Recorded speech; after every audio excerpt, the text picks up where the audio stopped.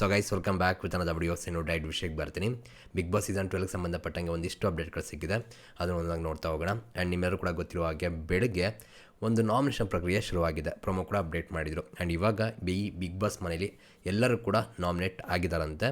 So Dhanush ಅವ್ರು ಏನು captain ಆಗಿರೋ ಅವ್ರು ಮಾತ್ರ ನಾಮಿನೇಟ್ ಆಗಿಲ್ಲ. ನಿಮ್ಗೆ ಗೊತ್ತಿದೆ, ಇಮ್ಯುನಿಟಿ ಸಿಗಿರುತ್ತೆ ಈ ವಾರ. ಆ್ಯಂಡ್ ಮುಂದಿನ ವಾರಕ್ಕೆ ಅವರು ನೇರವಾಗಿ ಹೋಗ್ತಾ ಇದ್ದಾರೆ. ಆ್ಯಂಡ್ ಜೊತೆಗೆ ಇಲ್ಲಿ ಒಂದು ಟ್ವಿಸ್ಟ್ ಕೂಡ ಇದೆ. ತುಂಬ ಜನ ಫೈನಲಿಸ್ಟ್ ಅಂತ ಅಂದ್ಕೊಂಡಿದ್ರಲ್ವ, ಅದ್ರ ಬಗ್ಗೆ ಮುಂದೆ ಮಾತಾಡೋಣ.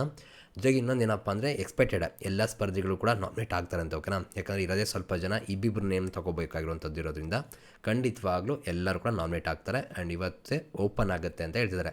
ಮಂಡೇನೇ ಓಪನ್ ಮಾಡ್ತಿದ್ದಾರೆ ಅಂದಾಗ ಒಂದು ವಿಷಯ ಏನಪ್ಪ ಕ್ಲಿಯರಾಗಿ ಗೊತ್ತಾಗ್ತಿರೋದು ಅಂದರೆ, ಇವಾಗ ಆಲ್ರೆಡಿ 8 ಜನ ಇದ್ದಾರೆ. ಆ್ಯಂಡ್ ನೆಕ್ಸ್ಟ್ ವಾರನೇ ಫಿನಾಲೆ ಅಂತ ಕೂಡ ಹೇಳಿದ್ದಾರೆ. ಸೊ ಇವಾಗ 2 ವಾರ ಅಂತ ಹೇಳಿದರು, ಈ ವಾರ 1, ನೆಕ್ಸ್ಟ್ ವಾರ 2. ಸೊ 2 ವಾರ ಮುಗೀತಿದೆ. ಸೊ ಅಂದರೆ ನೆಕ್ಸ್ಟ್ ವಾರನೇ ಫಿನಾಲೆ. ಸೊ 17, 18ಕ್ಕೆ ಅಂತ ಅನಿಸುತ್ತೆ ಫಿನಾಲೆ ಇರುವಂಥದ್ದು. ಸೊ ಈ ಥರ ಆಯಿತು ಅಂದರೆ ಇಲ್ಲಿ ತುಂಬ ವಿಷಯಗಳನ್ನ ಮಾಡಬೇಕಾಗತ್ತೆ ಬಿಗ್ ಬಾಸ್ ಅವರು. 8 ಜನದಲ್ಲಿ ಇವಾಗ ಇನ್ನೂ ಇಬ್ಬರನ್ನ ಆಚೆ ಕಳಿಸ್ಬೇಕಾಗತ್ತೆ. ಆ ರೀತಿ ಮಾಡಬೇಕು ಅಂದರೆ ಇಲ್ಲಿ ಇವಾಗ ನಮ್ಮ ಬಿಗ್ ಬಾಸ್ ಅವ್ರು ಏನು ಮಾಡಬೇಕು ಅಂದರೆ ಒಂದು ಮಿಡ್ ವೀಕ್ ಎಲಿಮಿನೇಷನ್ ಮಾಡಬೇಕು. ಸೊ ಇವಾಗ ಬಂತಲ್ಲ ಅಪ್ಡೇಟು, ಇವತ್ತೇ ಓಪನ್ ಮಾಡ್ತಾರೆ ವೋಟಿಂಗ್ ಲೈನಪ್ ಅಂತ. ಸೊ ಇವತ್ತೇ ಓಪನ್ ಮಾಡಿದ್ರು ಅಂದರೆ ಕನ್ಫರ್ಮ್ ಆಗುತ್ತೆ ಈ ವಾರ ಮಿಡ್ ವೀಕ್ ಎಲಿಮಿನೇಷನ್ ಕನ್ಫರ್ಮ್ ಅಂತ. 7ನೇ ತಾರೀಕು ಮಿಡ್ ವೀಕ್ ಎಲಿಮಿನೇಷನ್ ಇರುತ್ತೆ ಅಂತ ಹೇಳ್ತಾ ಇದ್ದಾರೆ, ಕಾದು ನೋಡೋಣ. ಜೊತೆಗೆ ಇನ್ನೊಂದು ಏನಪ್ಪ ಅಂದರೆ, ಈ ವಾರ ಆದಮೇಲೆ ನೆಕ್ಸ್ಟ್ ವಾರ, ಇವಾಗ ಅಂದರೆ ಈ ವಾರದ ಎಂಡಿಂಗ್ ಅಂತ ತಗೊಂಡು ಅವಾಗಲೂ ಒಬ್ಬರು ಹೋಗುತ್ತಾರೆ, ಇವಾಗ ಇಬ್ಬರು ಹೋಗ್ತಾರೆ ಅಲ್ವ ಲೆಕ್ಕ. ಇದಾದಮೇಲೂ ಕೂಡ 6 ಮೆಂಬರ್ಸ್ ಉಳ್ಕೋತಾರೆ. ಅಷ್ಟು ಜನ ಕೂಡ ಫೈನಲ್ಸ್ ಲೆಕ್ಕ ಬರೋದಿಲ್ಲ ಅಂತ ಹೇಳ್ತಿದ್ದಾರೆ. ಆ್ಯಂಡ್ ಇವಾಗ ಧನುಷ್ ಅವ್ರನ್ನೂ ಕೂಡ ತುಂಬ ಜನ ಫೈನಲ್ಸ್ಟ್ ಅಂತ ಅಂದ್ಕೊಂಡಿದ್ದೀರಲ್ಲ.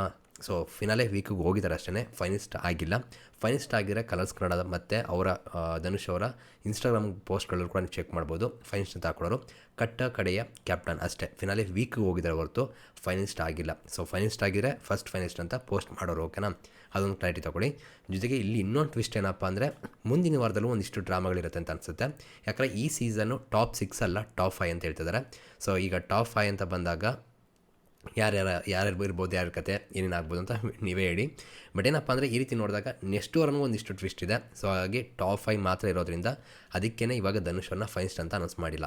ಸೊ ಇಲ್ಲಿ ಇನ್ನೂ ಕತೆಗಳು ಹೋಗುತ್ತೆ ಮುಂದೆ, ಯಾರು ಹೋಗ್ಬೋದು, ಯಾರು ಉಳ್ಕೋಬೋದು, ಏನು ಕತೆ, ಮಿಡ್ ವೀಕ್ ಎಲಿಮಿನೇಷನಲ್ಲಿ ಯಾರು ಹೋಗ್ಬೋದು. ಆ್ಯಂಡ್ ಈ ಮಿಡ್ ವೀಕ್ ಎಲಿಮಿನೇಷನ್ ಅಂತ ಬಂದಾಗ ನಿಮ್ಗೆಲ್ಲರಿಗೂ ಗೊತ್ತಿದೆ, ಸ್ವಲ್ಪ ಸ್ಟ್ರಾಂಗ್ ಇರೋರು ಅಂತನೋ ಅಥವಾ ಇವ್ರು ಹೋಗಲ್ಲ ಅಂತ ಅಂದ್ಕೊಳ್ಳೋಂಥ ಸ್ಪರ್ಧಿಗಳನ್ನೇ ಕಳಿಸೋಂಥ ಚಾನ್ಸ್ಗಳು ಜಾಸ್ತಿ ಇರುತ್ತೆ. ಆ ರೀತಿ ಆಯಿತು ಅಂದರೆ ಯಾವುದೋ ಒಬ್ಬ ಸ್ಪರ್ಧಿಗಳಿಗಂತೂ ಸಿಕ್ಕಾಬಟ್ಟೆ, ಅವ್ರ ಫ್ಯಾನ್ಸ್ಗಳಿಗಂತೂ ಸಿಕ್ಕಾಬಟ್ಟೆ ಹರ್ಟ್ ಅಂತೂ ಆಗುತ್ತೆ. ಏನೂ ಮಾಡೋಕ್ಕಾಗಲ್ಲ, ಹೋಗೋ ಚಾನ್ಸ್ಗಳು ಕೂಡ ಇದೆ. ತುಂಬ ಜನರದ್ದು ಬೇಕಾದ್ರೂ ಈ ಕಥೆಗಳು ಏನು ಬೇಕಾದ್ರೂ ಆಗ್ಬೋದು. ಬಟ್ ಏನಪ್ಪ ಅಂದರೆ, ನೆಕ್ಸ್ಟ್ ವಾರ ಕೂಡ ಒಂದು ಟ್ವಿಸ್ಟ್ ಇರುತ್ತೆ ಅಂತ ಹೇಳ್ತಿದ್ದಾರೆ. ಜೊತೆಗೆ ಟಾಪ್ 6 ಅಲ್ಲ, ಟಾಪ್ 5 ಅಂತ ಹೇಳ್ತಿದ್ದಾರೆ. ವೆಯ್ಟ್ ಮಾಡಿ ನೋಡೋಣ ಏನು ಮಾಡ್ತಾರೆ, ಏನು ಕತೆ ಅಂತ. ಅದಕ್ಕೇ ಮೇ ಬಿ ಧನುಷ್ ಅವರು ಕೂಡ ಇನ್ನೂ ಫೈನಲಿಸ್ಟ್ ಅಂತ ಅನೌನ್ಸ್ಮೆಂಟ್ ಮಾಡಿಲ್ಲ. ಸೊ ನೆಕ್ಸ್ಟ್ ವಾರ ಆದಮೇಲೆ ಅಲ್ಲೂ ಒಂದೇನೋ ಆದಮೇಲೆ ಟಾಪ್ 5ನ ಅನೌನ್ಸ್ಮೆಂಟ್ ಮಾಡ್ತಾರೆ, ಅವಾಗ ಫೈನಲಿಸ್ಟ್ ಅಂತ ಲೆಕ್ಕ ಬರುತ್ತೆ. ಸೊ ಈ 6 ಮೆಂಬರ್ಸ್ ಏನಿರ್ತಾರೆ, ಈಗ ಭಾನುವಾರ ಮುಗಿದ ಮೇಲೆ ಮತ್ತೆ ಮಿಡ್ ವೀಕ್ ಎಲಿಮಿನೇಷನ್ ಆದಮೇಲೆ ಇನ್ನೂ ಇರ್ತಾರೆ 6 ಮೆಂಬರ್ಸು. ಅವ್ರುಗಳಲ್ಲಿ ಯಾರೊಬ್ಬರು ಹೋಗ್ತಾರೆ.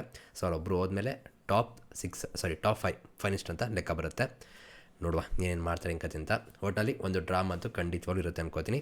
ನೋಡೋಣ ಯಾವ ರೀತಿ ಆಡ್ತಾರೆ ಹೆಂಗೆ ಕತೆ ಅಂತ. ಸಿಗೋಣ ಮತ್ತೆ. Thank you guys, love you guys, bye.